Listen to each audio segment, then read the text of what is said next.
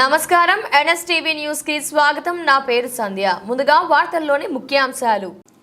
రాష్ట్ర కార్యనిర్వహణ కార్యదర్శి కస్తూరి విశ్వనాథ్ నాయుడు అధ్యక్షతన మండల అధ్యక్షుడు నారాయణ రెడ్డి ఆధ్వర్యంలో పెనకలూరు మండల తెలుగుదేశం పార్టీ కార్యాలయంలో కార్యకర్తల ఆత్మీయ సమావేశం జరిగినది.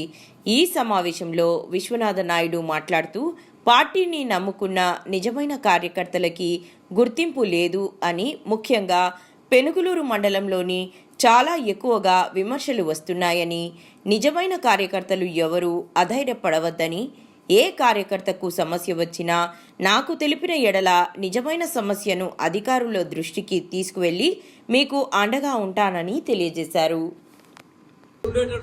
నిజమైన కార్యకర్తలకి గుర్తింపు లేదు అని ముఖ్యంగా పెనగలూరు మండలంలోనే చాలా ఎక్కువగా విమర్శలు వస్తున్నాయి. అన్ని మండలాల కంటే ఇక్కడ కొంత చైతన్యవంతమైనటువంటి మండలం ఇది నేను చూసినంతవరకు. అంటే మొదటి నుంచి పెద్ద పెద్ద పెద్ద బడా ల్యాండ్ లార్డ్స్ కింద ఉండడం, వాళ్ళకి వ్యతిరేకంగా వాళ్ళు చేసేటటువంటి దౌర్జన్యాలు, వాళ్ళు ఇచ్చేటటువంటి వాళ్ళపైన వ్యతిరేకత ఉన్నటువంటి ఏరియా. ఇప్పుడు కూడా ఎవరో పార్టీలో చేరని వ్యక్తులు సామాజికంగానో ఇంకొక విధంగానో నిజంగా తెలుగుదేశం పార్టీలో చేరుండి తెలుగుదేశం పార్టీకి ఎన్నికల సమయంలో వాళ్ళు సహకరించున్నప్పటికీ కూడా చంద్రబాబు నాయుడు గారు కానీ, తెలుగుదేశం పార్టీ కానీ, పార్టీ ఆఫీస్ నుంచి కూడా ఈ మధ్య కాలంలోనే వర్ల రామయ్య ఒక మెసేజ్ ఇచ్చాడు. చంద్రబాబు నాయుడు కూడా ఒక మెసేజ్ ఇచ్చారు. లోకేష్ బాబు కూడా ఒక మెసేజ్ చెప్తున్నారు. అనాదిగా తెలుగుదేశం పార్టీని నమ్ముకున్నటువంటి ఫ్యామిలీస్ని గుర్తుపెట్టుకోవాలి, వాళ్ళ కుటుంబాలకి ఏ సమస్య వచ్చినా సహకరించాలి.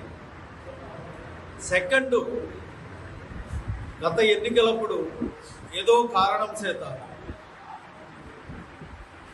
కూటమి ప్రభుత్వానికి సహకరించుంటే వాళ్ళని సెకండ్గా తీసుకొని మొదట వీళ్ళకు ఉన్నటువంటి కష్ట నిష్ఠూరాలని పరిశీలించి వాళ్ళకు చేసిన తర్వాతనే రెండో తరంలో వచ్చిన ఈ మధ్యకాలంలో వచ్చిన వాళ్ళకి సహకరించాలని పార్టీ నిర్ణయము చెప్తా ఉంది. ఇప్పటికీ తెలుగుదేశం పార్టీలో చేరని వ్యక్తులు తెలుగుదేశం కండువా వేసుకొని వ్యక్తులకి ఈరోజు 80% చిన్న సబ్కా వర్కులు వస్తే వాళ్ళకే ఉన్నాయి. మేమన్నీ పరిశీలించిన తర్వాత చెప్తున్నాం. ఇది చాలా అన్యాయం. సంవత్సరం పాటు ఎక్కడ మాట్లాడలేదు. తర్వాత ఇది భూముల విషయంలో ఏదన్నా వస్తే కూడా ఎవరైతే ఇప్పుడు అదే భాస్కర్ చెప్పాడు, తెలుగుదేశం అనాదిగా ఉన్న వాళ్ళకు న్యాయం జరగకుండా ఈ మధ్య కాలంలో పార్టీలు చేరిన వ్యక్తికి, పార్టీలో చేరని వ్యక్తులకి కూటమి వర్గం కాకుండా సొంత వర్గం కావాలని ఆశించి ఇవన్నీ చేస్తున్నట్టు నాకు అనిపిస్తూ ఉంది. నేను ఒకటే చెప్తున్నాను, ప్రతి వారానికి 10 రోజులకు సమస్య ఉందంటే ఈవెన్ మరుసటి రోజు ఈరోజు మీరు చెప్తే రేపైనా ఇక్కడికి వచ్చి ఆ సమస్యని తప్పకుండా చర్చించి సంబంధిత అధికారులతో మిమ్మల్ని తీసుకెళ్ళి అది నిజమైనదైతే పోరాడి అంటే కదా నన్ను ఆయన దగ్గర తీసుకున్న వ్యక్తి. ఇదే మీటింగ్కి రూపానంద రెడ్డి రాలేదా? అప్పుడు నేను ఎస్సీ అని తెలియదు అతనికి. కానీ శ్రీధర్ని నేను తక్కువ చేయడం కాదు. ఆ పిల్లోడు ఎమ్మెల్యే కాబట్టి ఎమ్మెల్యే గారు అంటారు, అంతేగాని నాకేం అతనేం పెద్ద ఎమ్మెల్యే స్థాయి వచ్చినంత మాత్రాన నేను ఆయన దగ్గర పోయి ఆయన ఎమ్మెల్యే గారి కంటే నేను చిన్నవాడే నేను చెప్పుకోలేదు కదా. ప్రాంతానికి ఉపయోగపడితే శ్రీధర్ అయినా, రూపానంద రెడ్డి అనేవాడు కానీ, ఇంకొకరు కానీ ఎవరైనా గౌరవిస్తారు. రూపానంద రెడ్డి అనేవాడు నాకు 2009 నుంచి తెలుసు.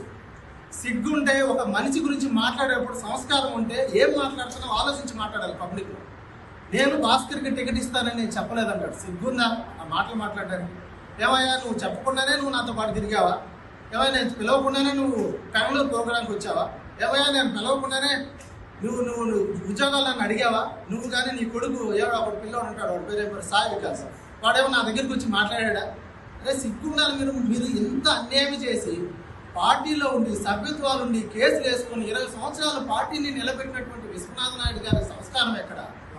మిమ్మల్ని పార్టీలో సభ్యత్వం లేకుండా కూడా వచ్చినా గెలిపించాలి అని ఆయన మనసు ఎంత బాధపడ్డా కూడా బయటికి తెలియకుండా ఆయన ఇన్ఛార్జి మీరు దొంగ విధంగా అంటే వేరే ఉద్దేశపూర్వకంగా ఒక వ్యక్తులు మీరు సహకరించి మీరు తెచ్చుకున్నారు, మంచిదే.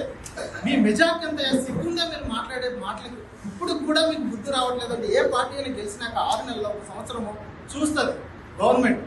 చూసి వాళ్ళు ఎటువంటి పరిణామం చేసినా కూడా కొన్ని అటు ఇటు కొన్ని ఉంటాయి, బ్యాలెన్స్ చేసుకోవాలి. ఇచ్చిన వెంటనే ఏదో వాళ్ళు కఠినంగా నిర్ణయాలు తీసుకోవాలి దాన్ని చేతకనతనంగా తీసుకుంటారా మీరు? మేమే కానీ నియోజకవర్గంలో ఎస్సీలను ఎలా తక్కువ చేసి మాట్లాడిన రూపానంద రెడ్డి నాకు తెలుసు. రెడ్లు, నాయుళ్ళు, బలిజ కమ్యూనిటీ అందరూ ఎస్సీ ఎస్టీ ప్రతి ఒక్కరు కష్టపడితేనే పార్టీ గెలవాలనుకున్నటువంటి నాయకులు ఎక్కడ? మా రెడ్లు కాకుండా ఎవరన్నా గెలిపించుకుంటారనే ఓట్స్ ఇప్పుడు రెడ్డిలో నారాయణ రెడ్డి ఆయన ఆలోచన ఎలా ఉంది తెలుసా?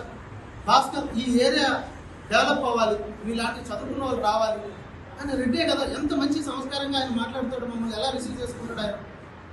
ఎక్కడ నాకు ఆ భావన లేదు, అది నువ్వే క్రియేట్ చేస్తున్నావు. విశ్వనాథ నాయుడు గారు మిమ్మల్ని గెలిపించినందుకు ఆయన మీరు గౌరవించే పద్ధతి ఇదా? చెంగలరాయుడు గారు మిమ్మల్ని గెలిపించినందుకు బూత్ ఏజెంట్లు కూడా పెట్టుకోలేదు మీరు. ఒకటే అడుగుతున్నా, మేము గెలిపించుకున్నాం అంటున్నారు కదా, మీ ఏరియాలో మీ మెజార్టీ ఎంతయా? గుండెలు మీద చేసుకొని చెప్పండి. నువ్వు అంత పెద్ద లీడర్ అయితే 20 సంవత్సరాలు నువ్వు ఒకటికన్నా తెలుసా? తెలియదు కదా. అలాంటి వ్యక్తివి మిమ్మల్ని వ్యతిరేకించలేదే. నువ్వే ఎస్సీ ఎస్టీలతో పెట్టి కేసులు వేపిస్తావా? ఎస్సీ ఎస్టీలు కూడా నేను సూటిగా చెప్తున్నాను, మిమ్మల్ని ఎస్సీ ఎస్టీలని తక్కువ చేసి మాట్లాడాలని ఏ అప్పర్ కమ్యూనిటీ క్రియేట్ చేయదు.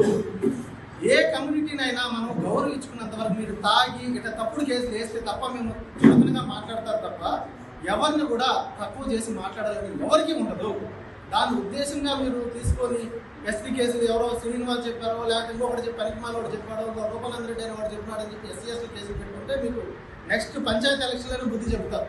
నేనే ఆ రోజు అనుకొని ఉంటే నా వాయిస్తో నేను మాట్లాడి నువ్వు ఎంత తప్పుడు పనులు చేసావో, నీకు మెజార్టీ ఎంతో, నువ్వు నాతో ఏమని చెప్పావో, పార్టీలో ఇన్ఛార్జ్ వస్తేనే నేను కోటికి అడుగు పెడతాను లేకపోతే బిజినెస్ చేసుకుంటానే వాడు లీడర్ మనకు అవసరమా? వాస్తవంగా చెప్పండి, అలాంటి వ్యక్తుల వల్ల మన ప్రాంతం బాగుపడుతుందని మీరు నమ్ముతున్నారా? ఆ రోజు నేను ఎందుకు మాట్లాడలేదు అంటే మనం గెలవడం ఇంపార్టెంట్. రాక్షస పరిపాలనలో ఎన్ని ఇబ్బందులు పడ్డామో అందులో నేను ఒకటి